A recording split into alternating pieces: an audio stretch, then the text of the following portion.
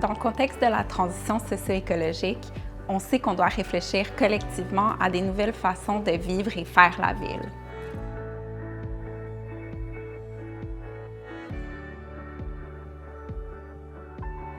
Le LUCER, c'est un espace de recherche et de développement autour de la réglementation comme outil permettant d'accélérer la transition socio-écologique.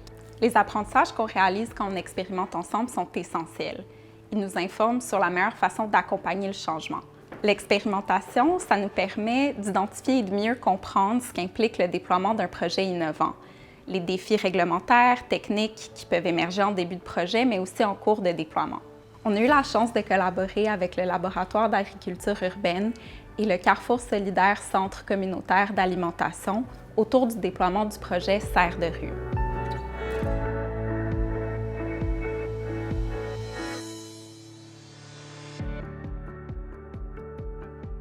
L'expérimentation nous a permis de tester la culture sous serre en hiver. On a aussi pu expérimenter de nouveaux prototypes de serre. On les a pensés pour qu'elles soient le plus accessibles possible, tant financièrement que techniquement parlant. Donc les serres urbaines se révèlent être des infrastructures très pertinentes pour continuer à faire pousser des légumes en hiver et accroître l'autonomie alimentaire de nos territoires.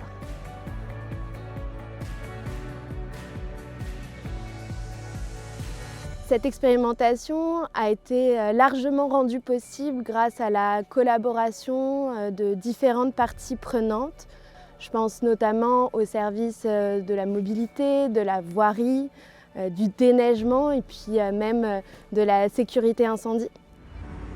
L'arrondissement a toujours été volontaire pour tester des nouvelles idées. On aime beaucoup travailler avec le milieu communautaire, avec la population qui peuvent nous amener un ensemble d'idées, de projets. Puis quand il y a des idées ou des besoins, c'est ça qui émerge, on essaie de voir de quelle manière on peut aider au développement. À l'origine, c'est le Carrefour solidaire qui était venu nous soumettre l'idée dans la mesure où il y a un enjeu de sécurité alimentaire dans le secteur du centre-sud où effectivement la population a de la difficulté à accéder à des aliments sains. Ça venait aussi répondre à des préoccupations de l'arrondissement en termes de verdissement, de réduire toute la question des enjeux des lots de chaleur. C'est parfois difficile d'amener des nouveaux projets à l'interne, même si on essaie de sortir de nos silos. Quand on arrive avec des nouvelles idées et surtout quand on est capable de démontrer que ça vient répondre à un besoin de nos citoyens, de nos citoyennes, les équipes sont assez volontaires. Après ça, c'est de réussir à sortir de la boîte puis à être en mesure de réaliser le projet. Donc, ça nécessitait,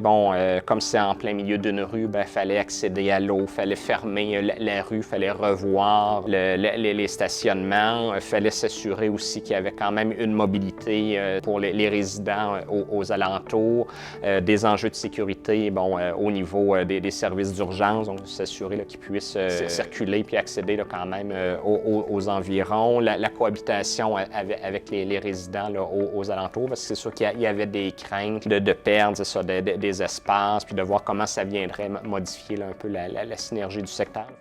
Bien, c'est sûr que quand on teste des nouvelles idées ou des nouveaux projets, moi ce que je retiens, c'est qu'il faut se laisser le temps et la latitude d'aller au bout des idées. Dans le contexte de la transition, les villes doivent mettre en œuvre des changements majeurs.